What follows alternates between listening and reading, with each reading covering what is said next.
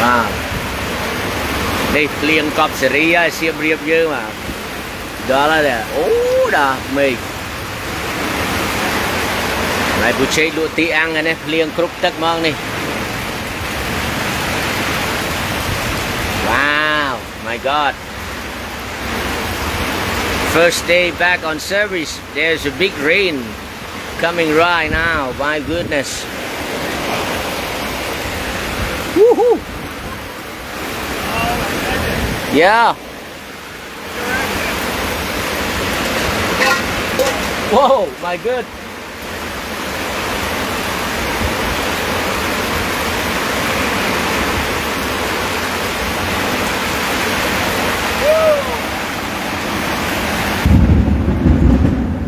wow my god a big lightning thunder lightning woohoo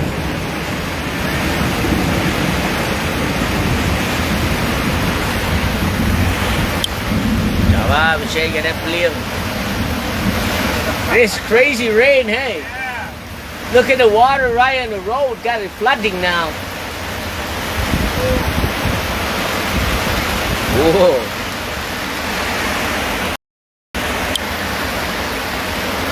Plane cầm bông thẻ ai bà, plane bà ra hai cái này cho bông.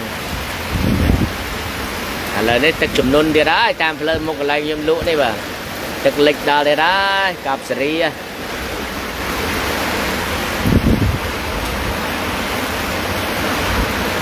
và đó con mình tha rồi chỉ vứt nè lụa đồ rồi chắc là tập liên dài ấy mà đây sốc sái văn thà càng nghe giờ này hai nụ thằng nào lời này liên ấy bà cái mong tia đang ăn mấy chứ này một liên xa cho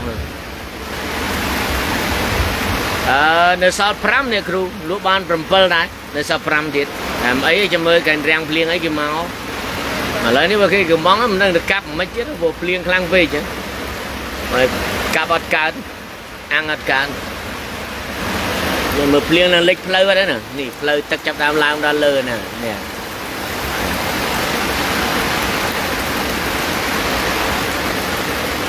liên đó rồi liên cho lú đồn tia thiệt bà này nơi này wow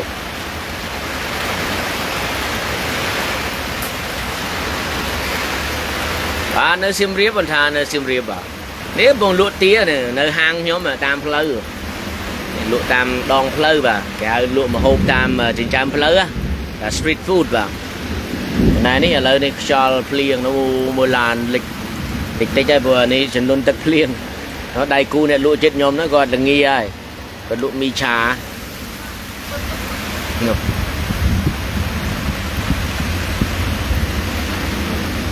ấy sân khâm tha liền răng mấy sờ lá môi ở tây để chôn lấy cái máu à nó một tách lịch tích bà đã tâm tâm à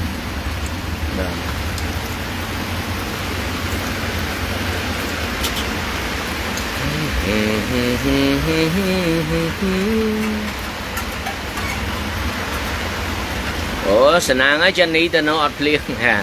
cái nếp liền ấy từ bây giờ trong xa rồi sầm khăn là liền chứ cái một tinh tiêm đang ăn giờ ná cả này sao lộ ổn rồi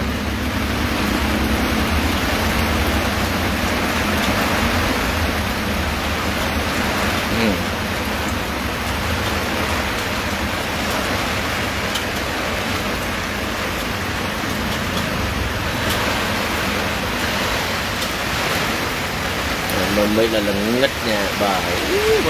phạch phạch phạch